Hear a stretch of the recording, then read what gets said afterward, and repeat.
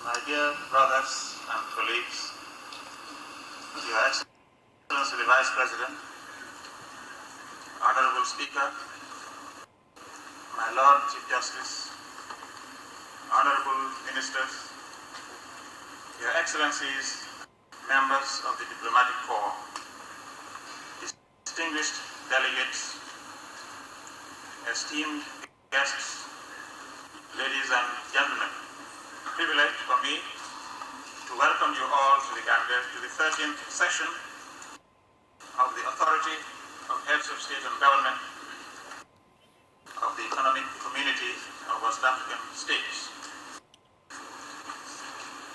The government and people of the Republic of the Gambia as a whole are honored by your presence and very grateful for the choice of Banjul as the venue of this important summit.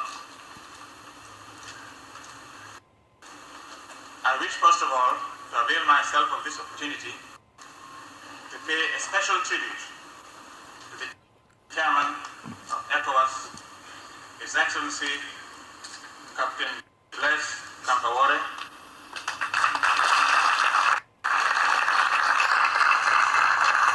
President of the Popular Front, Head of State and Government of Burkina Faso, for the exemplary manner in which he has presided over the affairs of our community over the past year. I have been deeply impressed by your noble courtesy, coupled with modesty and wisdom, qualities as rare as they are desirable in a statesman.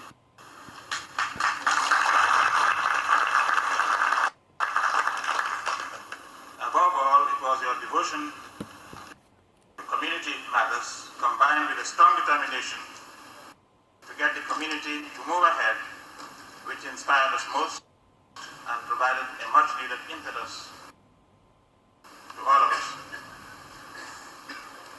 May I also seize this opportunity to express my deepest appreciation to my other colleagues and brothers for their presence at this summit session, which coincides with the 15th anniversary of our community. We are also most grateful to all other heads of state and government who have not found it possible to be here with us, but who have graciously sent us messages. We are really inspired by their messages, and we extend our sincere gratitude to them all. Mr. Chairman, it is often said that history repeats itself. Perhaps it is true as some events of great historical significance have a certain way of recurring. I could not help recalling the euphoria and the high expectations that marked the signing of our treaty, setting up the community, exactly 15 years ago today. Your Excellencies will also recall that our community was born just after the beginning of the first major oil crisis. In addition to the negative and disastrous effects of the oil crisis, some member states experienced at the time the full impact of the region's longest and the most persistent drought. It will also be recalled that the optimism that surrounded Africa's economic prospects in the 1960s, that decade of hope, the first decade of independence, was soon replaced in the mid-1970s by increasingly poor economic performance in many of our member states. Major economic and social indicators were beginning to show sharp deterioration, and the future appeared gloomier than ever before. It was against this background that we were all determined to begin the arduous and challenging task of ensuring the integrated and harmonious economic development of our sub-region.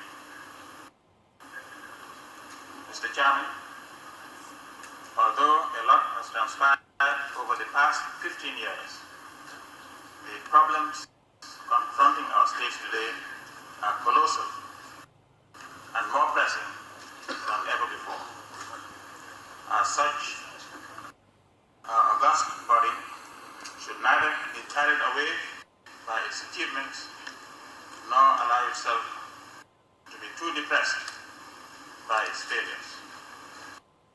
Rather, we should be pragmatic in the assessment of our past performance.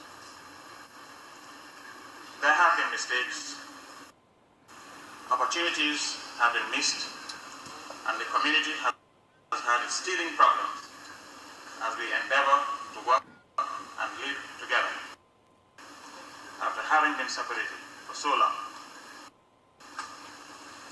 However, on occasions such as this, we must not lose the opportunity to look back and to draw the necessary lessons from experience as well as inspiration from past achievements. I appeal, therefore, that we resolve on this 15th anniversary of our community to find further and, if necessary, radical means of laying the foundations of a new, revitalized, realistic, and effective integration process. I am convinced that we are still inspired by the potential contributions which ECOWAS is capable of making to our region's socio-economic emancipation.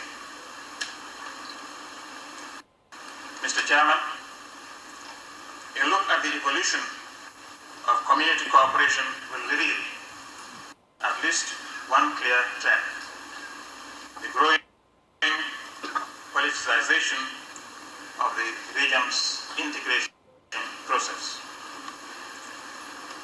It must now be clearly accepted that the ultimate decision in regard to increased economic cooperation is political rather than economic. If we are to take our destiny into our own hands, there is little or no time left for vacillation and indecision. In order to move away from the decade of declarations of good intentions on economic unity to the necessary but sometimes risky realm of choice, responsibility, and action, we must now be prepared to make initial concrete commitment in terms of resources and hard political decisions.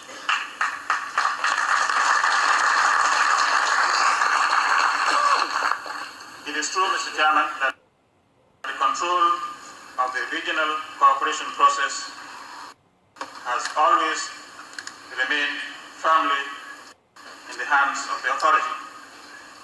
The authority must therefore establish a realistic integration process that takes into account the current realities. It must also ensure that its decisions are carried out effectively. In order to achieve this, the existing ambiguities on the role of integration must be removed.